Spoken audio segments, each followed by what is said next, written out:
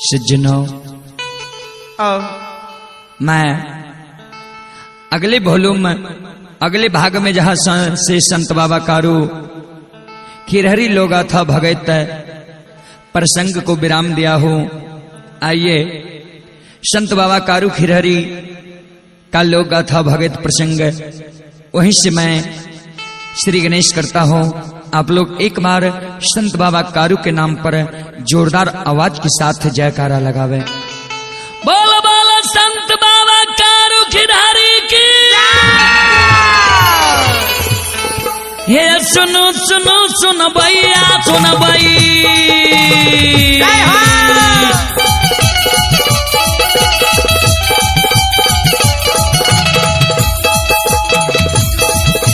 सुनो सुनो सुन भैया सुन भाई, गांव के बाबू भैया सुन भाई।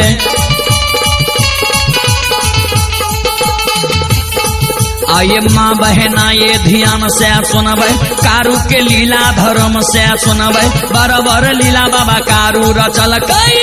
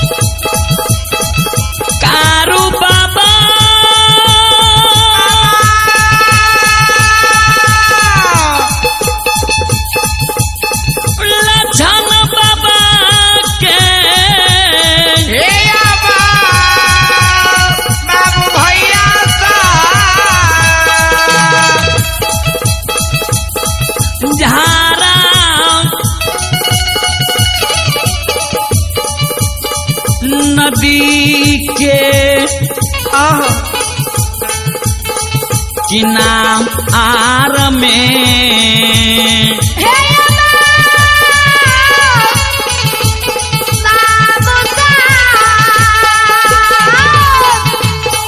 आयो साता के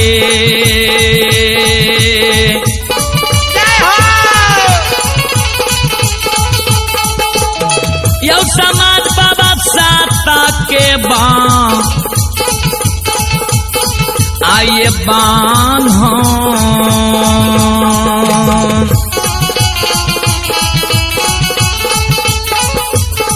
आइए मैया बहिन सब साता के बान हो।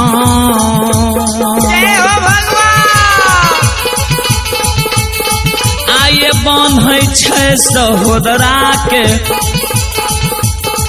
आइए बाबा कारू धरी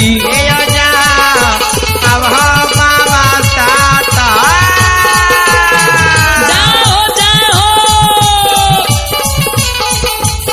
बाना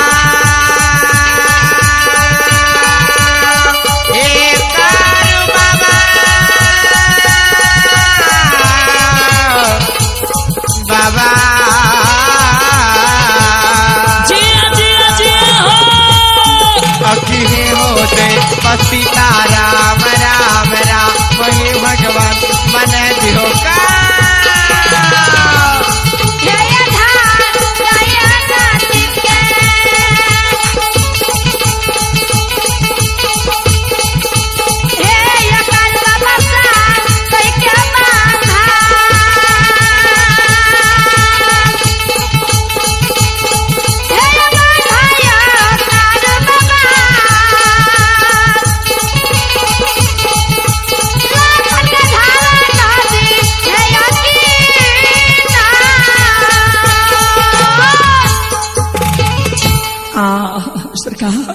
सरकार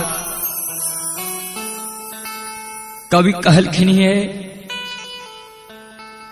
आ वही काल विनाश ही बुद्धि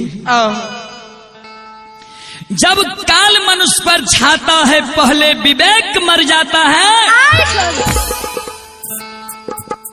बाबूजी आय कारू बाबा जय हो बाबा के झारा नदी किनार में काल गरे चलल कई।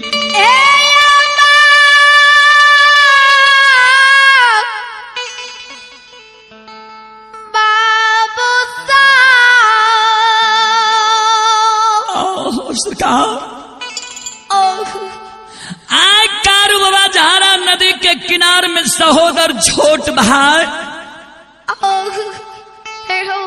जकरा फूल के सटिया कहिए ने मारलक, न एगो कठोर वचन कहिए। कारू बाबा जे लक्षण के कहल के रहे ओए लक्षण बाबा के कारू बाबा ये झारा नदी के किनार में सत के बांधे छे। लक्षण बाबा जय हो झारा नदी के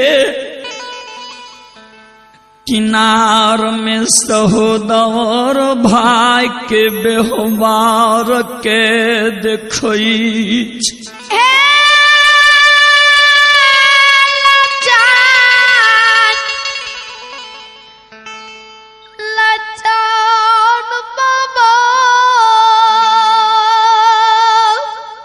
सरकार श्रोता भगवान लक्षण बाबा वो झारा नदी के किनार में कारू बाबा के व्यवहार के देख के लक्षण बाबा के आंख से आंसू जाए छे। झारा नदी के किनार में लक्षण बाबा मुरझा के गिर गए। कारुआ जे नदी में प्रवेश करई छई। लक्षण बाबा काने छे आवाज लगावे छे हो भैया ए सहोदरा भाई हम तोहर छोट भाई रहिए तू हमरा सत के बांध दिला तो बांध दिला भैया,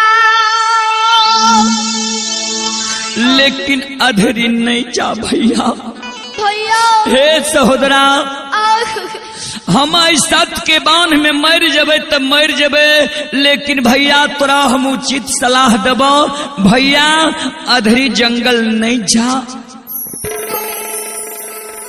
हे हो भैया भैया आए हमर सहोदर भाई सहोदरा तू रहो पूज्यवर रहो, हमर बात काट के भैया आए तू झारा नदी के किनार से भैया अधरी जंगल के जाए छे हो सहोदरा। भैया बिना दोस्त तोरा जो कुछ बह जेतो हे सहोदरा सहोदरा ये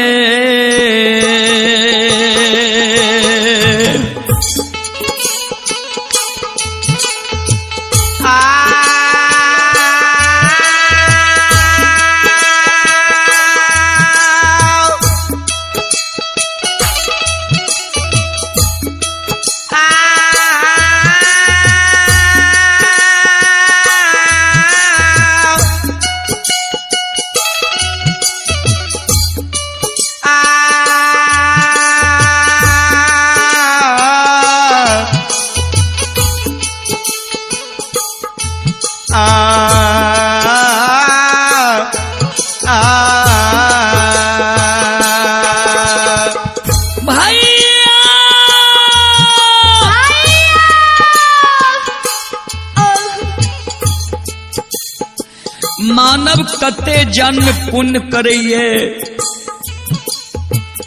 तब एक माय के कोख से जन्म ले छै, तब सहोदर भाई के रूप में आवे छै। भैया हे हो सहोदरा, अगर तू बिछुड़ जेबह तो हम कोना ये दुनिया में रहबे। ये के भैया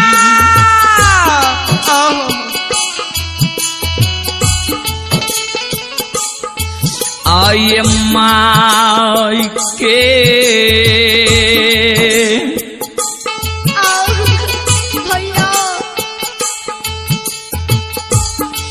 आय जनमल सहोदरा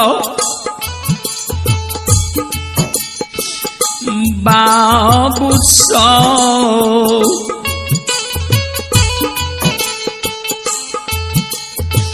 नहीं मिल दुनिया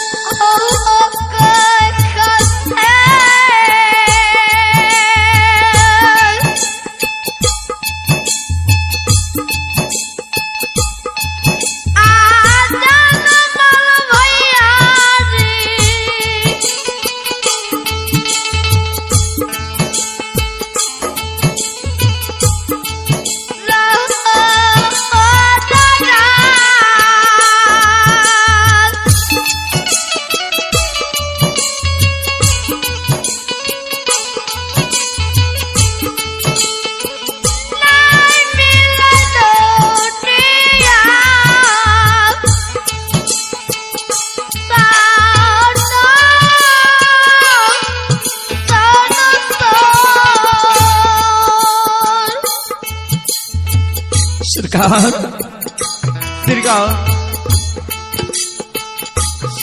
कारू बाबा लक्षण बाबा के सत के बांध बांध दिल के तनियों को चिंता लक्षण बाबा के नहीं छे। लक्षण बाबा के चिंता ये जे हमर सहोदर भाई आए अधरी से लौट के अतै कि नहीं अतै।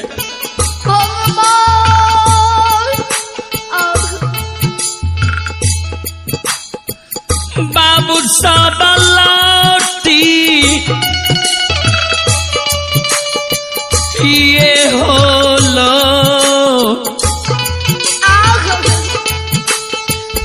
लौट के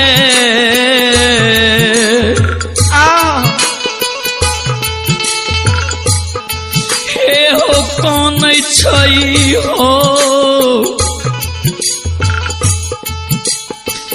लक्षण बाबा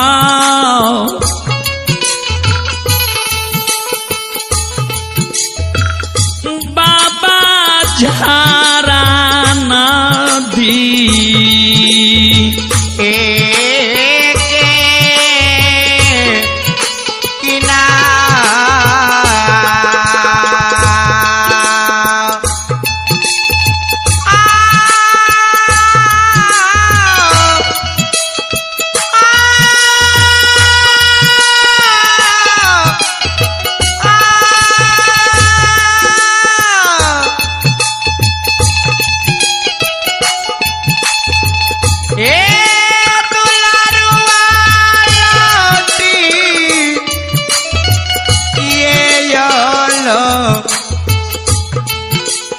लौट के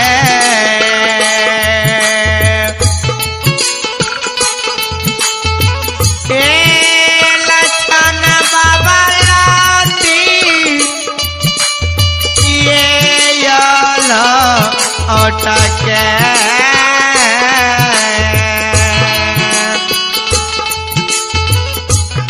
हे कान्हैया दुलारुआ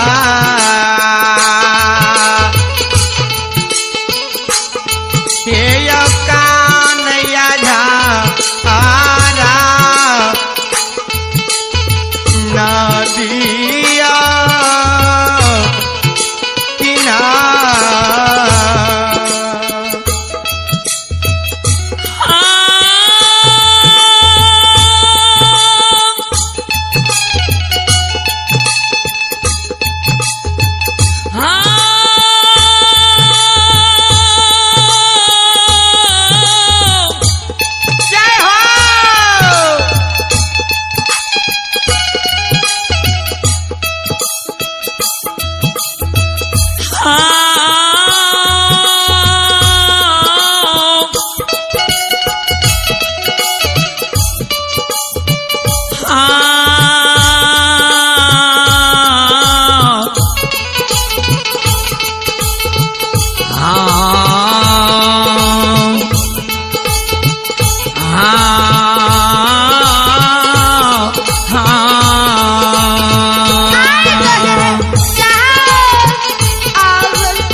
सरकार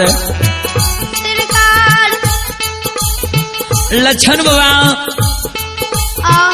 जहारा नदी के किनारे में जब बैक बैक के काने रहे कारू बाबा चल दिल के मुनहा सार दौड़ के कारू बाबा लग चले ले बाबा बाबा लछन जी गलती कहिए करे रहे कहिए नहीं लछन के दम से लिए नहीं एक चाट मार लिए नहीं कोनो कठोर वचन कह लिए कहिए नहीं यहाँ लछन छोट भाई के आंख में आंसू देखे ले चाह लिए आए लछन कौन महा गलती क्या दिल के जे अपने लछन के अपने के सामने में लछन कान ये लछन सत के बांध में बांधल छे कौन गलती लछन क्या दिल के कारू बाबा कल के रे मुनहा लछन हमरा झारा से के किनार से अधरी जाए के लिए मना करे अधरी में गाय के बछरू रह गए देखी गाय के बछरू राबे ले जाए छे लछन नहीं जाए दे छे ते या भागा के हम सत के बांधिए झारा नदी के किनारे में बांध दिलिए मनहा सार कल के बाबा लछन से ठीके कहे छन नहीं जा आ बाया आंख फरक रहले आ कौआ डाक मार रहले नहीं जा बाबा बाबा आया सुन हमरा बुझा रही है श्रोता बाबू हमारी माँ बहन सब कारू बाबा मुनहा के कल के रे मुनहा बालेपन में जय हो माय तोहर मर गेलो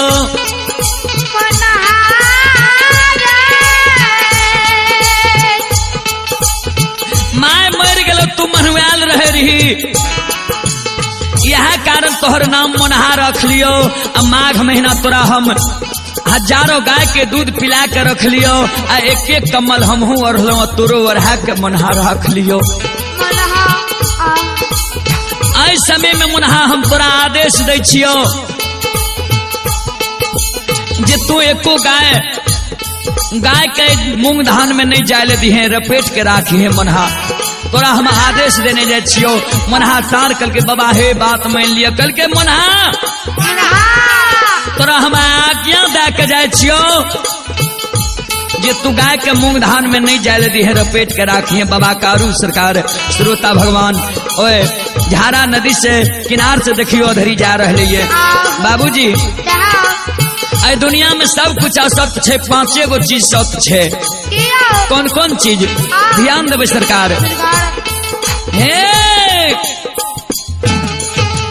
बाबूजी 5 गो चीज कौन कौन सत्य है जय मानव के जन्म भेले ओकर एक ने एक दिन मृत्यु होना छे जय हो आ जे मानव के जन्म भेले ओकरा एक न एक दिन इस संसार से कर्म सुकर्म सधर्म पाप पुण्य कह के जा पड़े छे।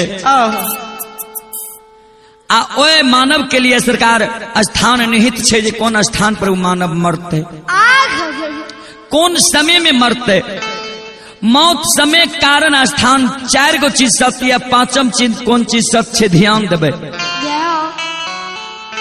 माँ पार्वती शंकर भगवान के पूछलखिन जी पतिदेव ए दुनिया में सत्य की छे। ते भगवान शंकर अपना मुखार वृंद से कहलखिन ये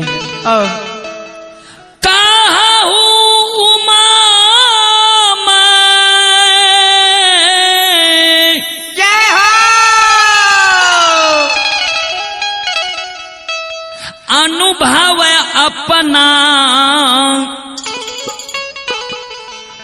सत्य हरि भजन जगत सब सपना। हे पार्वती आई दुनिया में जतेक चीज अपना आंख से देखे छी सब असत्य है। सत्य कौन चीज है? भगवान के भजन। बाबूजी आए देखियो कारू बाबा के मरनाय छे, कारू बाबा के बगजोर लगनाय छे ओए अधरी में पंचडोब के बीच में। कारू बाबा ओए अधरी जंगल से 4 किलोमीटर पूरब चले लिए, यहाँ तक कि झारा नदी पार भा गए। आतइयो जय हो कारू बाबा मुनहा सारे और लक्षण बाबा के बात काट के अधरी जंगल जा रहे ये। श्रोता भगवान बाबू भैया जब अधरी जंगल कारू बाबा पहुंचे छे, बाबा कारू के देख के हजारों बछरू अधरी जंगल में सिलार मारे छे। बछरू के शब्द सुन बाबा कारू बछरू के कमला जे कर्मी के लत्ती से सत्य के बांध बांधने रहे। हजारों बछरू के कारू बाबा सत्य के बांध के खोल दिल के, कर्मी के लत्ती के बांध के खोल दिल के। हजारों बछरू के अगुआ लल के पाछा पाछा बाबा कारू कन्हा पर लाठी लेने ये। अब बाबा कारू आब रहले ये, गीत गुनगुने आबे छे। ध्यान देवे सरकार। आइयो कल हमरा यहाँ के समाज में कियो बाबू भैया जब गाय भैंस चरावे ले बहियार जाइए आ संध्या समय में जब गाय भैंस लेके आबे तो जे भैंसान छे भैंस पर सवार भी रहल, भैंस पर चढ़ल भी रहल आ कन्हा पर लाठी छे आ कोनो ने कोनो देवी देवता के गीत के गुनगुने आबे छे। आ गई बार जब आबे छे गाय के हाकने आबे छे पाछा पाछा कन्हा पर लाठी कोनो ने कोनो गीत के गुनगुने आबे। वह समन बाबा कारू गीत के गुनगुने आबे छे। श्रोता भगवान हमारी माँ बहन सब आबू 2 पद सुन लिया कारू बाबा के जे पूर्वज लोग सब भाषा में गईने एले हुए भाषा में। मोहिए